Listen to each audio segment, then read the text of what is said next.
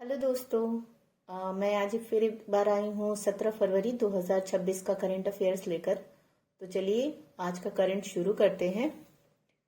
FIDE free style शतरंज विश्व championship 2026 का खिताब किसने जीता? Magnus Carlsen. इसका आयोजन विसेनहॉर्स्ट जर्मनी में किया गया था और मैग्नस कार्लसन का अचीवमेंट है कि उन्होंने 21st वर्ल्ड टाइटल जीता है अब तक। दूसरा क्वेश्चन, चर्चा में रहा आईजीबीसी प्लैटिनम रेटिंग प्राप्त करने वाला भारत का पहला प्रमुख बंदरगाह कौन बना है? VO Chidambaranar port, Tamil Nadu. यह एक ग्रीन बिल्डिंग के लिए दिया जाने वाला सबसे ऊंचा सम्मान है। 100% रिन्यूएबल एनर्जी पर यह चलता है। वैश्विक पर्यटन लचीलापन दिवस कब मनाया जाता है? 17 फरवरी। इसकी थीम है tourism resilience in action from crisis response to impactful transformation. Asian rifle pistol championship 2026 में पदक तालिका में शीर्ष स्थान किस देश ने प्राप्त किया? भारत। और ये नई दिल्ली में हुआ। ये 17th एडिशन था। 17 से ज्यादा देशों ने इसमें हिस्सा लिया। भारत ने कुल 94 पदक जीतकर मेडल टैली में प्रथम स्थान हासिल किया, जिसमें से गोल्ड 51, सिल्वर 23, ब्रॉन्ज 20। इसमें मनप्रीत सिंह ने 25 metre centre fire pistol event में गोल्ड पदक जीता और सिफ्टर कौर समरा ने 50 metre rifle prone women senior स्पर्धा में सिल्वर पदक जीता। दिल्ली सरकार की मुख्यमंत्री कौशल विकास योजना का मुख्य उद्देश्य क्या है? पारंपरिक कारीगरों से लेकर आधुनिक कौशल प्रशिक्षण तक डिजिटल वैश्विक बाजार तक जुड़े।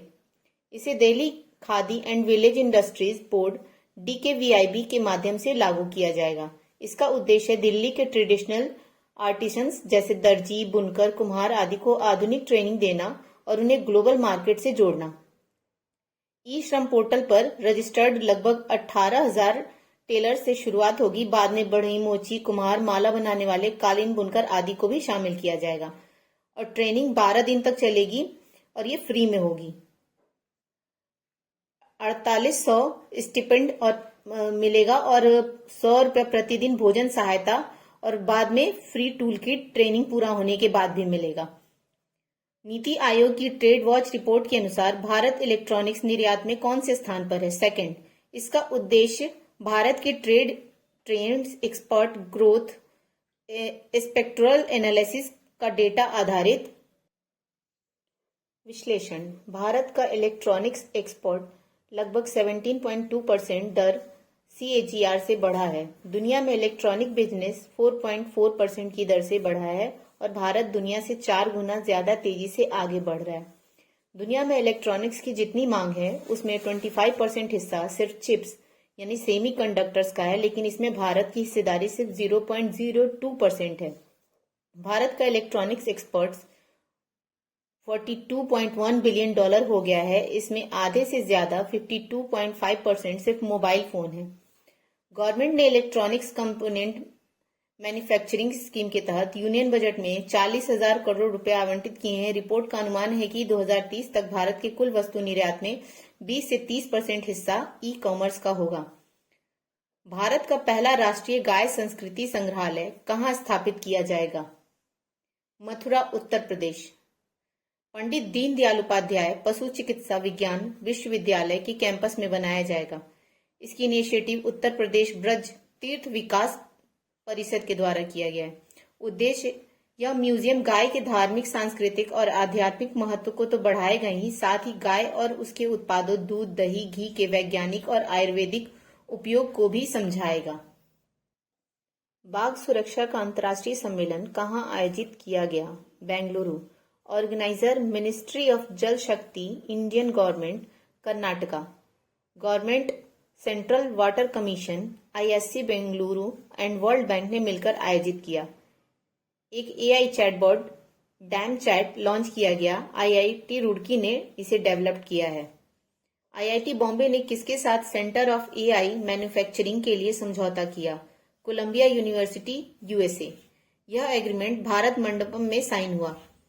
Focus semiconductor, robotics, food processing infrastructure था। NIPL ने क्रॉस बॉर्डर QR पेमेंट के लिए किस देश के पेनेट के साथ एग्रीमेंट किया है? मलेशिया। मलेशिया की राजधानी कुआलालंपुर और उसकी मुद्रा रिग्गिट है। NIPL stand for NPCL international payment limited. Bharat UPI जो है वो UAE, Bhutan, Mauritius, Singapore, France, Cyprus और कतर और नेपाल में यूज होता है।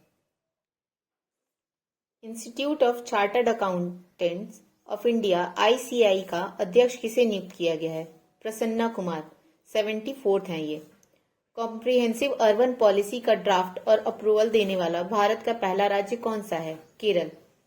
ये क्लाइमेट स्मार्ट सिटी के लिए इंफ्रास्ट्रक्चर बेहतर करने के लिए संसाधनों का अनुकूलतम उपयोग होगा, वेस्ट मैनेजमेंट, शहर का विकास और स्थिरता लेकर आना, ये सारी चीजें होंगी इसमें। एसोसिएशन फॉर डेमोक्रेटिक रिफॉर्मर्स की रिपोर्ट के अनुसार किसे पॉलिटिकल पार्टियों के इलेक्टोरल ट्रस्ट से सर्वाधिक डोनेशन मिला?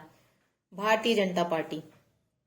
FY 2024-25 के अनुसार 3,826 करोड़ राजनीतिक दल को चंदा मिला है, जिसमें सर्वाधिक बीजेपी को 82.5% यानी 3,157.6 करोड़ अकेले बीजेपी को, और सेकंड नंबर पर है कांग्रेस लगभग 300 करोड़ यानी टोटल चंदे का 7.8%।